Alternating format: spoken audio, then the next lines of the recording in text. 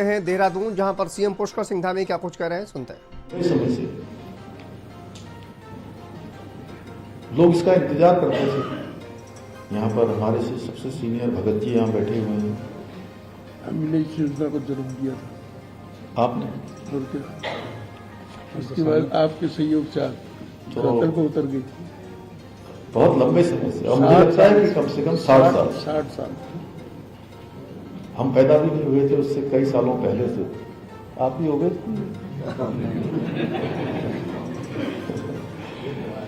तो ये योजना आप सबको पता है कि इस योजना को भी स्वीकृति मिली। सभी के प्रयासों से लगातार लोग प्रयास करते रहे।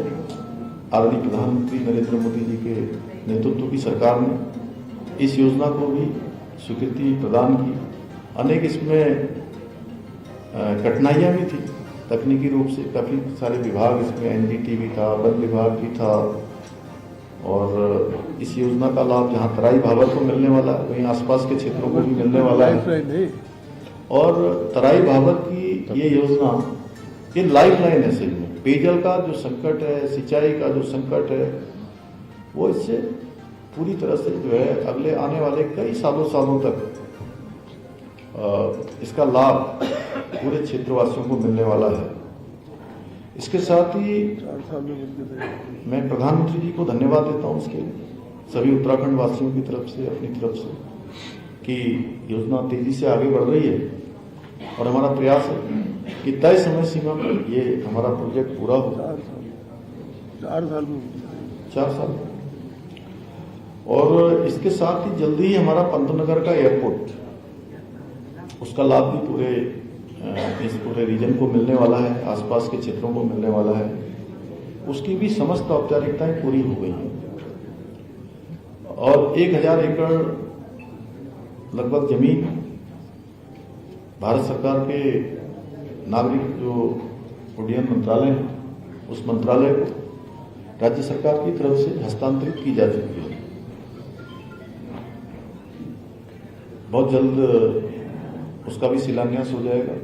उसके बनने से बहुत सुविधा यहाँ होने वाली है। अनेक उड़ानें यहाँ से जारी हो जाएगी। पर्यटन को भी गति मिलेगी, उद्योग का क्षेत्र है उनको भी मिलेगी, स्वास्थ्य सेवाओं को भी काफी मदद मिलेगी। उसके बगल में ही खुरपिया फार्म में 1000 एकड़ से अधिक भूमि पर इंडस्ट्रियल स्मार्ट सिटी, उसको भी स्वीकृति मिल गई है। और वह भी जल्दी ही उसका निर्माण कार्य प्रारंभ हो जाएगा। उससे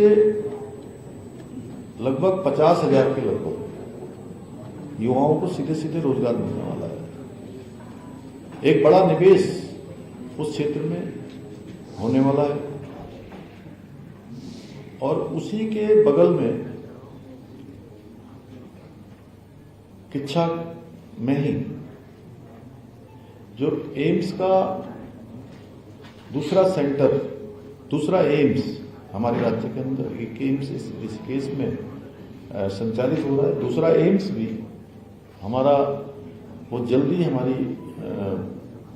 हम आशा कर रहे हैं कि वो एम्स भी इस साल जनता को समर्पित हो जाएगा। उसकी भी सेवाएं यहाँ मिलना प्रारंभ हो जाएगी। ऐसे अनेक कार्य आगे बढ़ रहे हैं। उसमें बहुत विस्तार से जाऊंगा तो काफी लंबा हो जाएगा। लेकिन इसके साथ यूनिवर्सिटी होगी सर, स्पोर्ट्स यूनिवर्सिटी की भी सारी औपचारिकताएं हो गई, सभी हो गई, वो भी हमारी प्रक्रिया में है। और एक यहाँ का जो कैंची का बाईपास है, कैंची धाम का बाईपास है, बड़ा बाईपास है। पिछले दिनों पुल चालू हो गए, मैं भी वहां पर गया था भवाली के पास। इन सालों में देखा गया थोड़ा कि जो पर्यटक हमारे कौसानी जाते थे, रानीखेत जाते थे, देश दुनिया के, या आगे जाते थे बागेश्वर से लेकर अल्मोड़ा तक के अनेक क्षेत्रों में, उनको उसके कारण से क्योंकि बड़ी संख्या कैंची आने वालों की हो गई है। अभी 2 दिन पहले ही हमारी एक बड़ी प्रशासनिक अधिकारियों के साथ समीक्षा बैठक थी। उस बैठक में भी हम लोगों ने विस्तार से इसके बारे में समीक्षा की है और जल्दी ही वो बाईपास चालू हो जाएगा। इस साल हमारा प्रयास है कि वो भी चालू हो जाए, जिससे कि आगे जाने वालों को, आने वालों को इस जाम जैसी समस्या का सामना न करना पड़े। इसके लिए हम प्रावधान कर रहे हैं। यहीं मुंशियारी में बरसों से लंबित मुंशियारी मिलन मार्ग का काम चल रहा है।